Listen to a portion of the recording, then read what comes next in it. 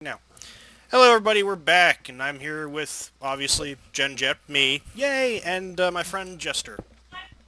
Good evening, everybody, or good afternoon, or however you're hearing this. Mm-hmm.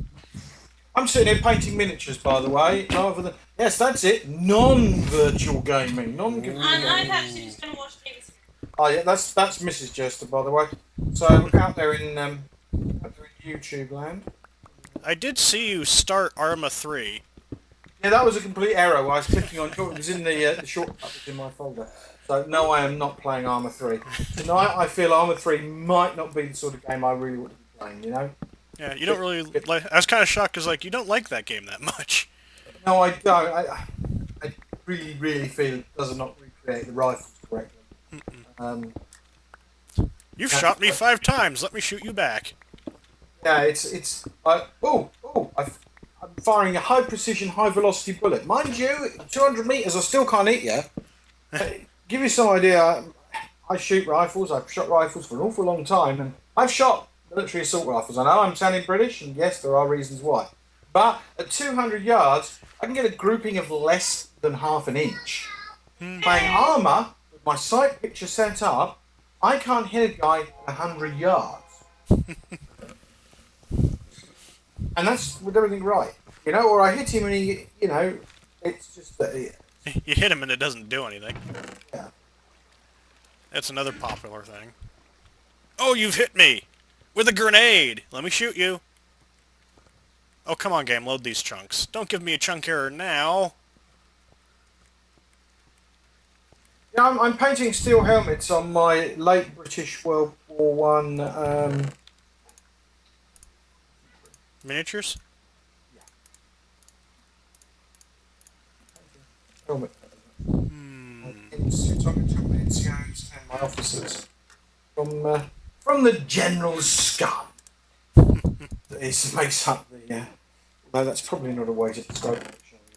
Late first. General Scum. So that's how you guys describe your officers. Ha! No, oh no, they're gentlemen. Absolutely. To their face, yes.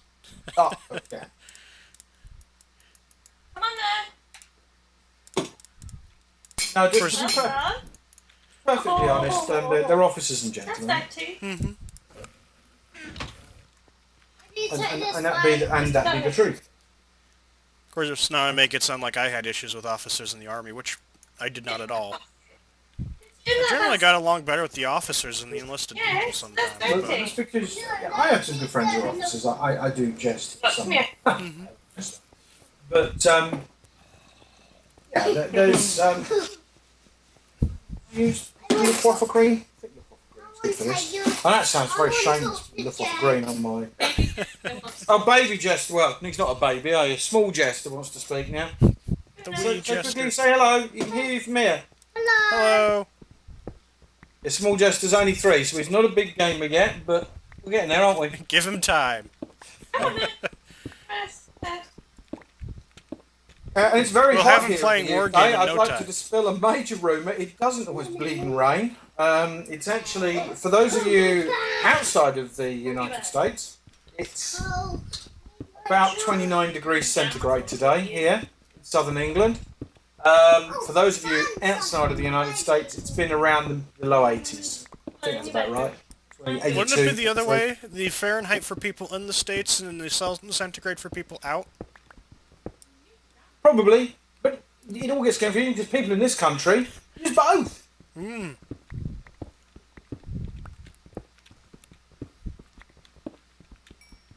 I mean, you know, the craziness that is Britain today. You know, we use mixed imperial and metric distances. So all our car distances, fuel measured in gallons and litres. Sorry, we have litres, but you talk about miles per gallon. Mm-hmm. And then you have all our road signage is in miles and our speedos are in miles per hour. Yeah, at school, everybody has only talked about kilometres. So this is a whole situation of craziness that only our country could really come up with. Let's use both measurement systems! Yay! That's right, but only teach the children one. Mm-hmm. Work That's how out it the must work, you know. Ah, here's that abandoned mine.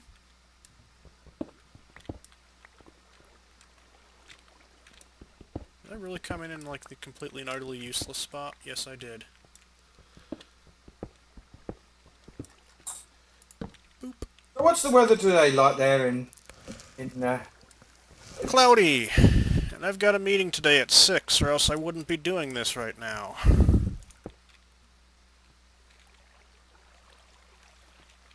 The hell kind of water is that? Anyway, I was saying It's that green. good night today. Little Jester, sorry. Yep. Night. It's not very web-like, is it?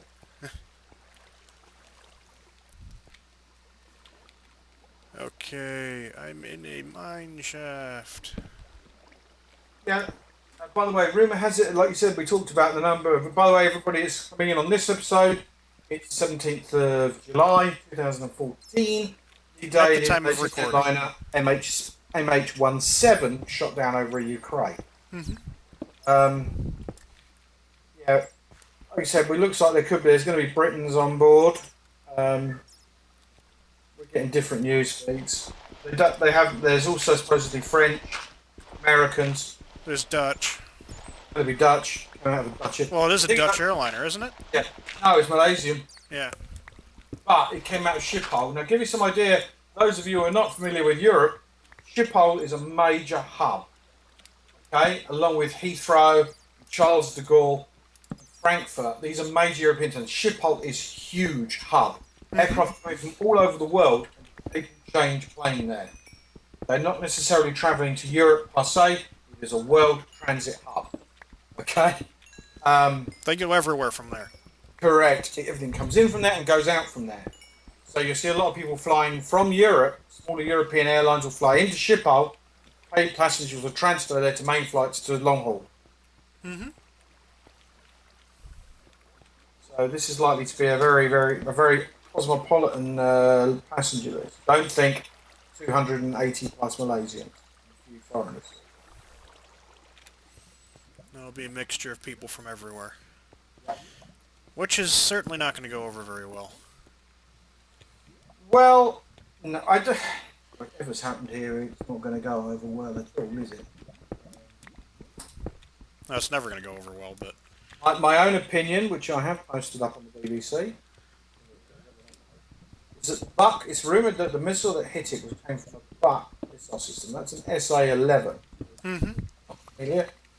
And most of you know who watch Jed's rest Jed stuff know that Jed and I play a lot of war game Red Dragon.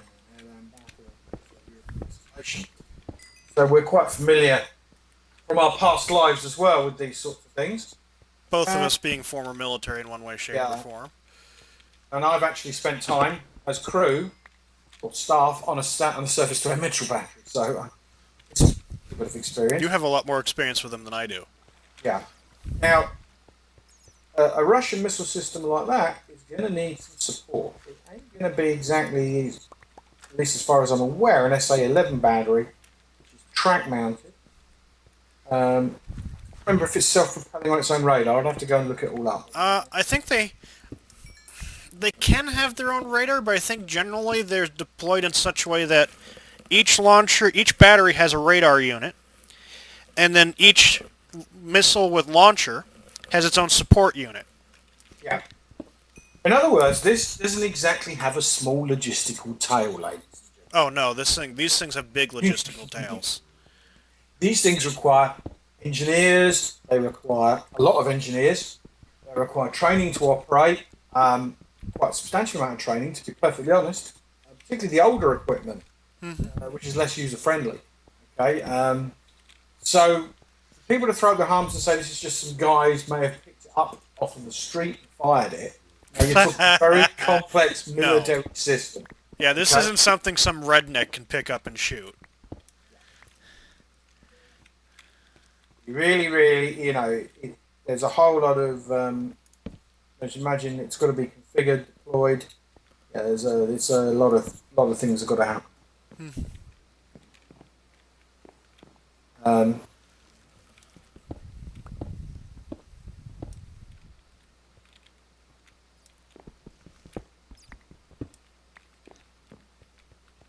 So odds are it's probably not insurgent equipment. Now, let's put some muddy the what we sort of get accused here of being pro-Ukraine. Some of your listeners may be Russian, and I'm actually going to be quite open. There are some, yeah. Ukrainians actually have a past history of accidentally shooting down civilian airliners. Oh, They yeah. did slew down an Israeli airliner once. They shot down a Russian one, too. It was Russia to Israel, wasn't it? Yeah. So, which was an accident.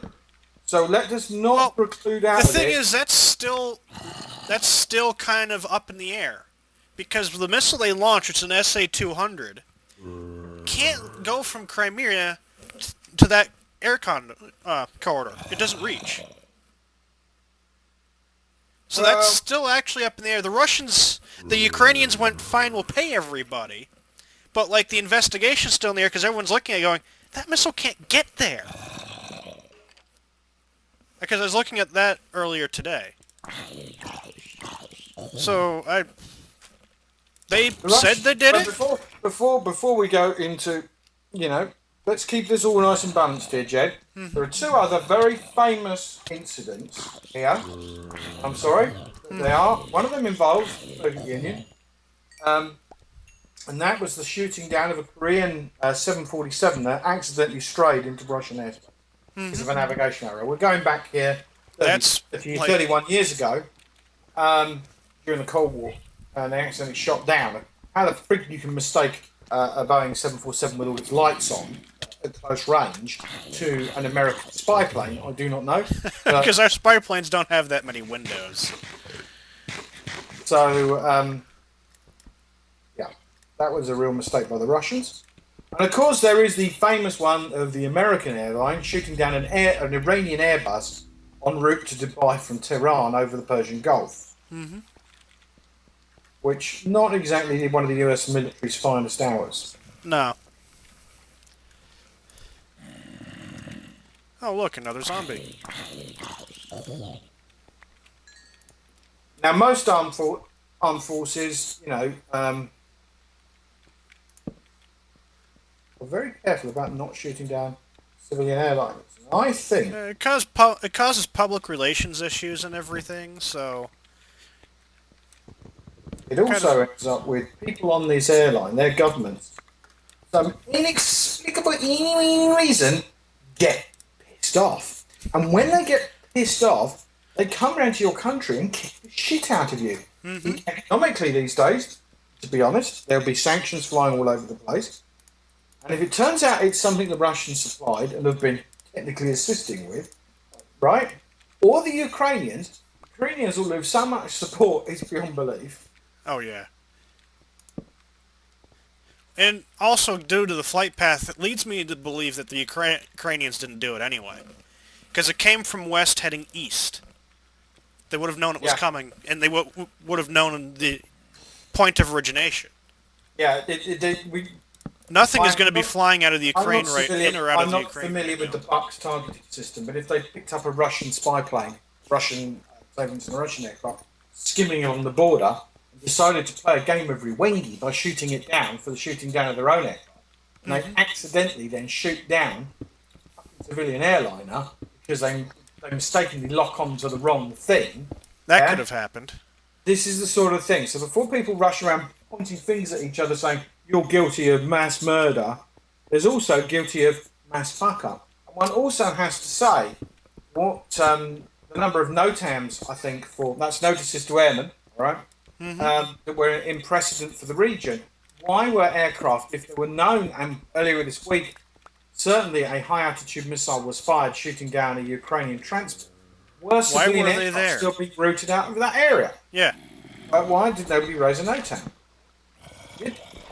We know that the United States, the US raised NOTAM saying, look, it really is not a good, parts of Ukraine are not very safe to fly over.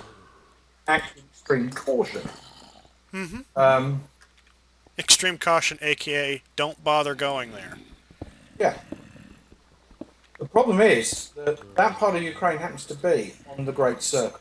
Now, for those that don't do air navigation, the shortest distance between points on a sphere is following the Great Circle. That is the circle the largest diameter between two subsequent points. Okay. I don't ask me to do maths while I'm talking and painting helmets. Ooh, words. But suffice to say, the Great Circle for heading for Asia takes you right across that part of the Ukraine. Mm-hmm. It's a major route. It's pretty hard to avoid. Because you'd burn a lot of extra fuel going around it. It's range, you don't it's a lot. It's just a matter. It's a longer distance. Mm-hmm. You know. So it's a case also of an airline probably choosing the wrong way to cut its fuel costs as well. Well, I don't think I would not blame the Malaysian airline for doing this. They will follow notifications from the ICAO, which is International Aviation Organisation, ICAO, and everybody else. So if somebody put a blanket ban saying "Do not fly over this area," the aircraft could be routed north they'd or follow south. that. There ain't, with no real major loss. So let's not blame the Malaysians either for this. They are most certainly the poorest, most innocent parties. Bit of it asked. Oh, ow! Fucking cave spider. I'm poisoned. Speaking of that, I'm poisoned. I'm gonna run this way where it's safe for a little bit.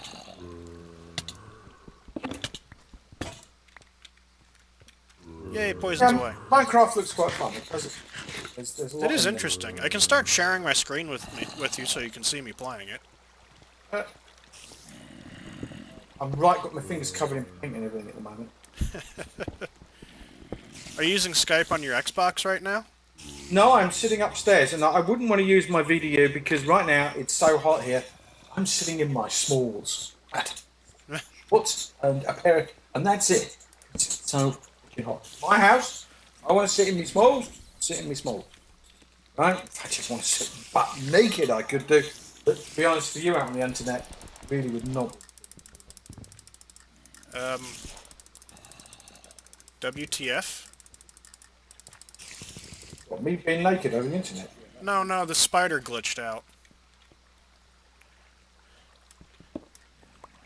The system runs many a channel, but I didn't develop. Let's face it, I'd probably be the person slightly influenced. You're cutting in and out too as you move away or to Oh, your sorry. microphone. Hello. Yep. There we go. I'll tell you what I was also looking at today on a gaming note. Trips of Dover. New patches for it. Ah. Some of the bespoke patches that are really, really good.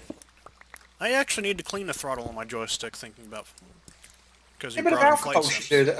A bit of alcohol will do that. Well, I just need to take it apart and clean the alcohol. contacts. And I'm not talking here about using best Tennessee sipping whiskey. A bottle of whiskey will clean out your joystick. God, that sounds inappropriate, doesn't it? Bottle of whiskey we're cleaning quite out old your enough to have a joystick. drink, so it's not so much of a problem. No, but not all my viewers are.